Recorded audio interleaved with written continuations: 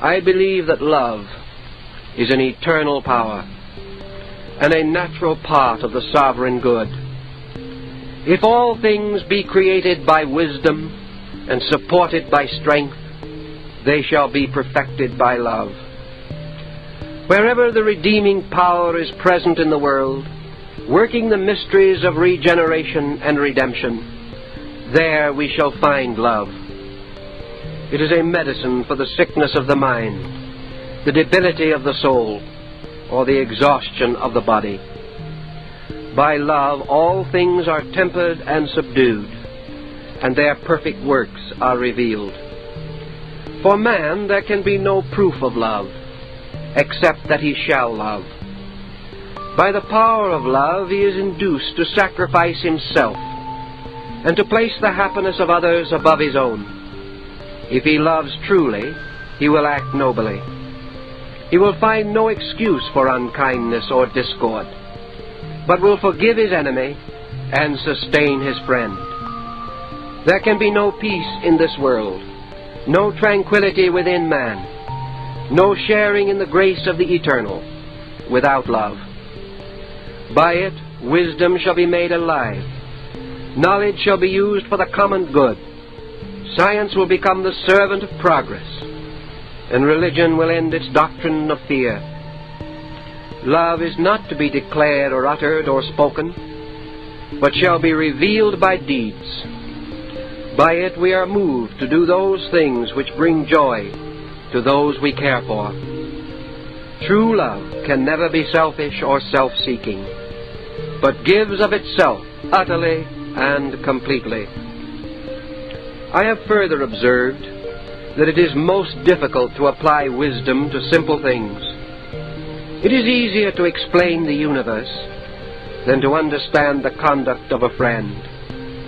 It is easier to plan a reformation of society than to build a good home or bring laughter to the eyes of the sorrowful. Therefore it seems to me that the truth-seeker should first put in order that which is nearest to himself. He discovers the wisdom and folly of his beliefs immediately, if he attempts to live these beliefs. If, however, he shall ignore his own life and seek larger fields of endeavor, he may live for many years addicted to false doctrines, without the truth being evident to him. Nor should he ever expect others to love and respect him, if he does not love and respect them. Two wrongs will never make a right, and it is against the greater good when we permit dissension to continue among ourselves. I firmly believe that religious experience is good and necessary, but I shall tell no man what faith to follow. We all need the consolation of the Spirit, which comes to those who humbly acknowledge their indebtedness to a sovereign power. The form of the faith is less important than its reality, but through forms men seek the formless, which is the source of all. Likewise, therefore, it is good to pray, not for the things that we want, but for that depth of understanding which we need. Let us therefore pray that we shall live without offense, that we shall serve the good, that in all things we shall be kind, and that in the end we shall know our God. I believe that those who keep the law will be kept by the law. In the fullness of time, the human soul, vestured in righteousness and abundant in grace, shall return to the eternal being from which it came, and it shall abide in everlastingness, and shall know the peace that surpasseth understanding.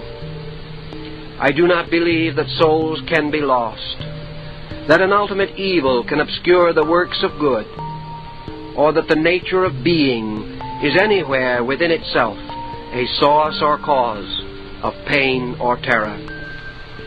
It also seems to me that the world in which we live, with all its creatures and parts, is a growing and unfolding being, and that in the fullness of time the grace within man shall so shine from him that he can build a beautiful society in which he can live peacefully, happily, and harmoniously.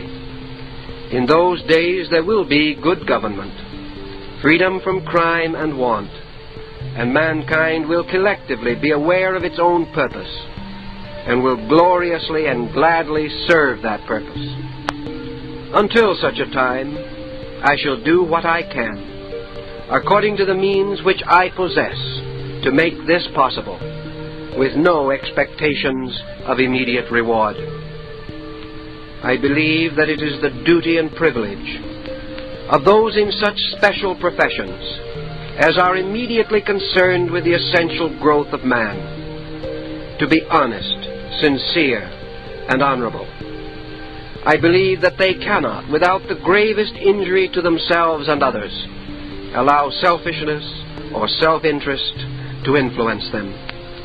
It seems to me that we should be specially mindful in the educating of lawyers, doctors, statesmen, theologians, philosophers, and psychologists, doing all in our power to help them to understand the natural divinity and dignity of human life. For as these exercise a wide influence upon the popular mind, they should realize that it is in their power to minister to the inner needs as well as to the outer necessities of those who depend upon them. I believe that greatness of knowledge and wisdom lead to faith, and that without faith, knowledge is a madness and an affliction to the soul. I believe that if I follow in the path of wisdom, as revealed to me by the teachers of the race, by the inward instincts and intuitions of my consciousness, supported by the observations and experiences of living, I may live in a manner acceptable to truth. If I so live, I will earn and merit the right to a larger knowledge and understanding, but I am not entitled to more than is sustained by my conduct. Furthermore, if I devote myself to works of friendliness, refraining insofar as I am able from destructive actions and thoughts, I may face the future with serenity of spirit. I shall live without fear and die without fear, for I shall have justified my faith. Believing in a universe of truth and beauty, I shall meet each day without question or doubt. I shall remember the past without regret or remorse, and I shall look to the future for the fulfillment of all good things. Beyond this I do not know, and I cannot do. But I have faith that when it is necessary, I shall know and I can do. I ask no more, and I accept no less.